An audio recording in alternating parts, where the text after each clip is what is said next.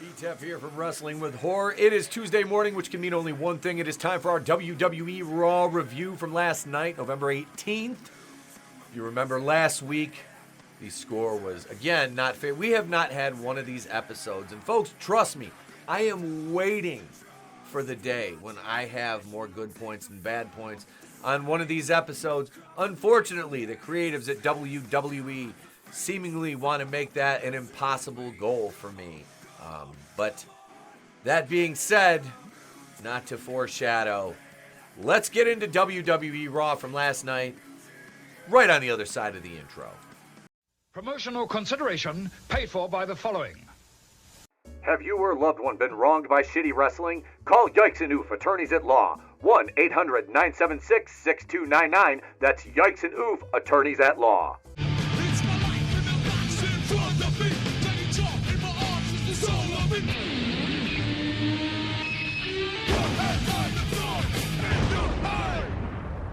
Let's start out the night with a little math with Liv. Learning to count with Liv. Here we go, folks. I think you guys are too smart because 1, 2, 3, 4, 5. Ah, yes, 5 is the number. 1, 2, 3, 4. So I should probably set this whole thing up.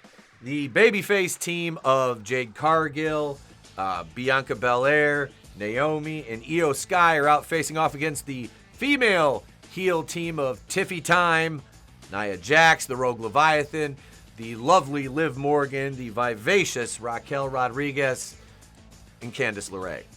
And the babyfaces are, of course, outnumbered, and this promo is leading to the return of... Hey! Oh, it's okay! All right! It's Sting! I joke, of course, it's Rhea Ripley. She's back. Gets in the ring, gets the mic, of course, goes right up to Liv. She's going to face off with her. Liv injured her again. And Rhea has this to say. This is War Games!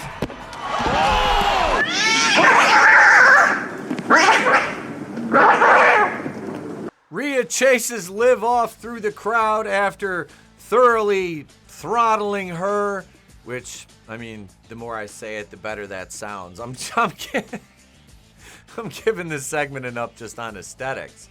But no, this is the thumbnail from last week's episode. It was called Stand and Wait Theater. Remember that? Pepperidge Farm remembers. And it was Io Sky and Dakota Kai that we had to stand and wait for. This week, again, Io Sky, folks. So Io takes forever as all 4 remaining heels have to wait and assemble and stand and wait for her to deliver this over-the-moon saw, just so all the baby faces can get in the ring and they can tell the heels, na-na-na-na-na-na, at Female War Games match, we are going to beat you, blah, blah, blah. And this is a ridiculous match that doesn't need to happen. We don't need a Female War Games match. The same way we don't need a women's Royal Rumble, we don't need a women's Elimination Chamber, we don't need a women's Money in the Bank, we don't need a women's table, ladders, and chairs.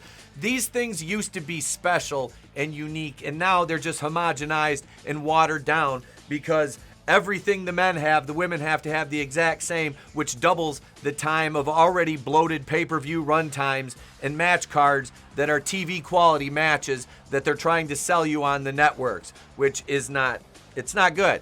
So I didn't mean to take over 3 minutes on this segment, but it was a segment. I'll give it an up. Next up, Rey Mysterio and Zelina Vega versus Gable and Ivy Nile, and Mysterio pins Gable with the 619. Why the fuck? I don't even care. Zelina Vega, yeah, you're pretty. Rey Mysterio, you're like 60 years old. What are we doing? Then American Made tries to help Chad Gable up after the loss, and Gable gets mad and he pushes Jesse and Festus, and then he slaps. Don't worry, bitch, I didn't forget about you. I'm going slap happy. Then Jesse and Festus get in an argument over who Daddy loves better, and Ivy Nile is just sit there left to ponder, how did I end up with these absolute fucking jobber morons? Like, look at me. So then Chad Gable's like, all right, you idiots pushed each other. Ivy, you stood there and did nothing except we lost the match, and you had to put Zelina, a physically vastly inferior performer over, much like I did with Old Man Ray. The match in this segment, that's 2 points to the bad.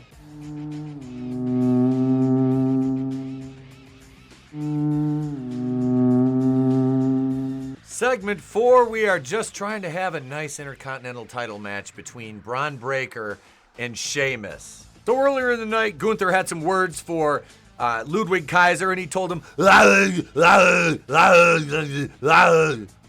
that can be interpreted in many ways, but Kaiser cuts off Braun Breaker with a clothesline, and then...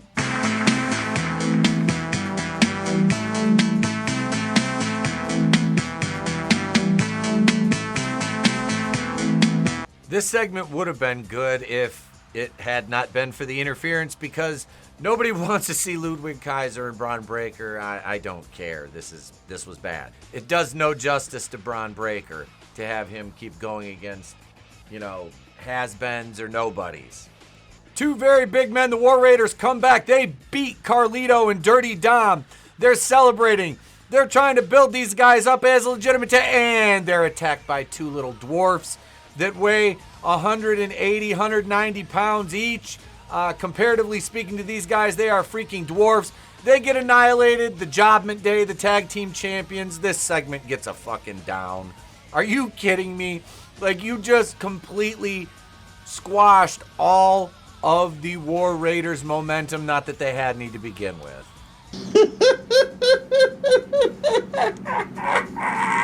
Segment 6, the Twink versus the Tank.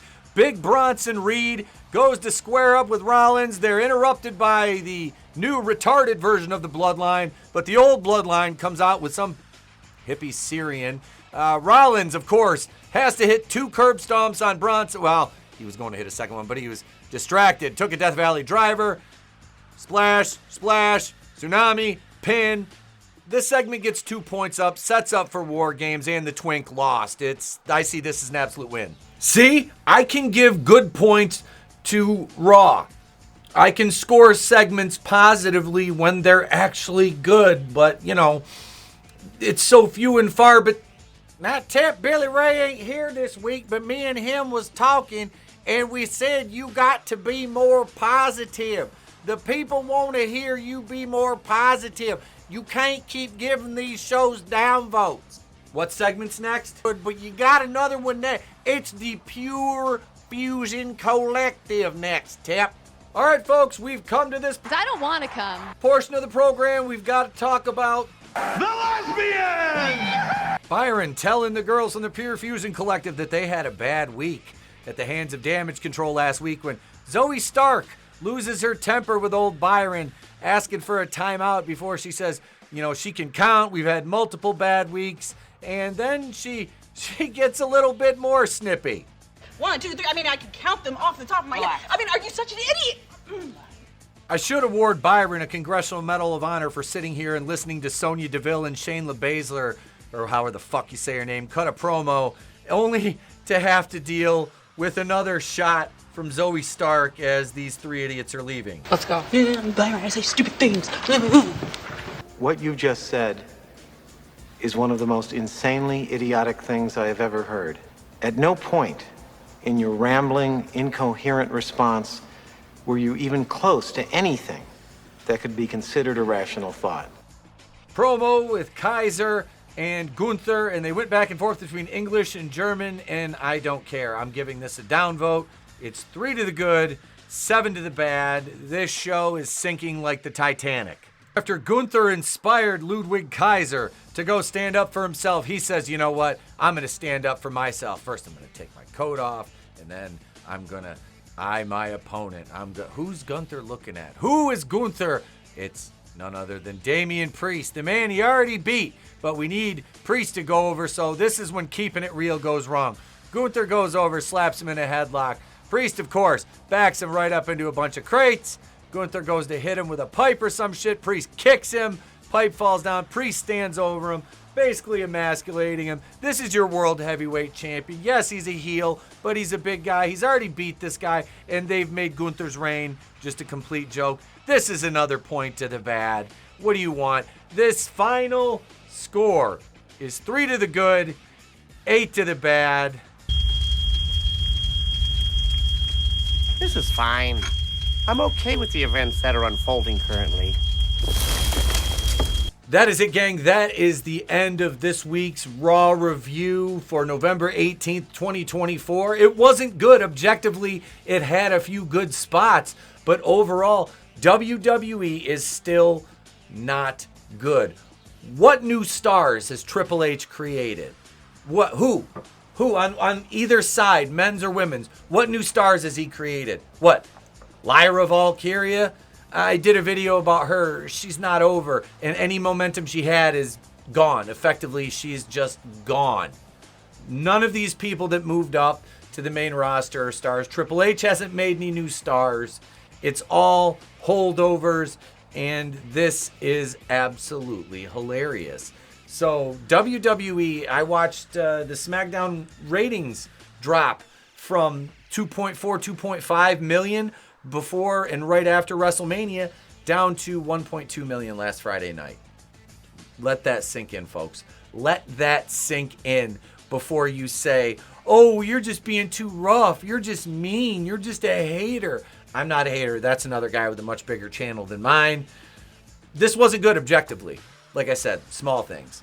So you can't take your heavyweight champion and make him look like an idiot consistently. You know, you've got a freak Intercontinental champion, you make him look stupid consistently. You take the belt off him, you hotshot it, you bring it back to him within a couple weeks. What are you doing? You add a new women's mid-card title. You've got clusterfuck matches. You've got worthless backstage promos. You've got stables on the men's and women's side that do nothing. What do you want me to say about this show? It was so good. Am I just a clapping seal?